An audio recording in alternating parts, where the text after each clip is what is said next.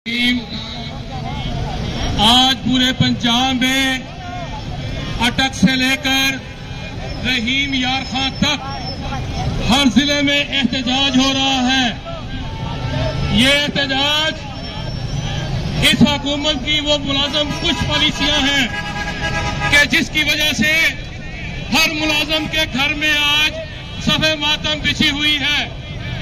हमें कहा जाता है कि मुल्क का खजाना खाली है, लेकिन जब एहतियात के लिए गाड़ियां खरीदनी पड़ती हैं तो अरबों रुपए का खजाना कहां से निकल आता है। ये कैसी रियासत है, ये कैसी फलाही रियासत है कि जो अपने अवाम को कुछ देने की बजाय मुलाजमों से उनका मुआशी हक छीन रही है, उनका मुआशी कत्ल कर रही है। कभी यतीमों से, कभी बेवाओं से भी किसी हुकूमत ने हक छीना है।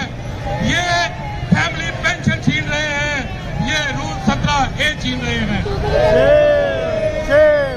ये मुल्क लंडा बाजार बन चुका है कि जहां पर जो चाहो खरीद लो, चाहे तालीमी अदारे खरीद लो, चाहे हस्पताल खरीद लो, चाहे PWD खरीद लो, चाहे यहाँ की शाहराहें खरीद लो, चाहे यहाँ के मोटरवे खरीद लो। तो हम आज भी आजाद नहीं हैं। हमने 47 में आजादी इसलिए हासिल की थी कि जो हमें हक दिया जाए वो जब चाहे छीन लिया जाए।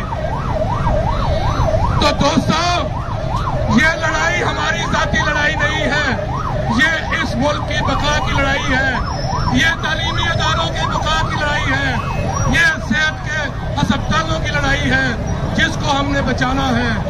अगर हम आज ना निकले तो इन्होंने आने वाले बजट में ये जो रही शही पेंशन है, ये जो ग्रेजुएटी है, ये जो लीव इनकैशमेंट है, ये भी छीन लेनी है। और वो लोग जो घरों में बैठे हैं, बेहिस हैं, उन्हें ये पैगाम है कि अगर हमने ये जंग हारी तो उनकी वजह से हारेंगे, वरना हमने तो अपना हिस्सा डाल दिया है। हम तो मैदान में निकल आए हैं। अब उनका फर्ज है कि वो 22 को, जिस तरह मेरी बहन ने कहा कि खालिद जवेद संघेड़ा की क़यादत में, चेयरमैन हकीका की क़यादत में मां रोड पर इंसानी सर ही सर होने चाहिए, और ये उस तादाद को ये गिन ना सके, और ये जो हमारे हकूक गस्ब किए गए हैं ये हमें वापस कर रही है। इन्हीं अल्फाज के साथ शुक्रिया जी।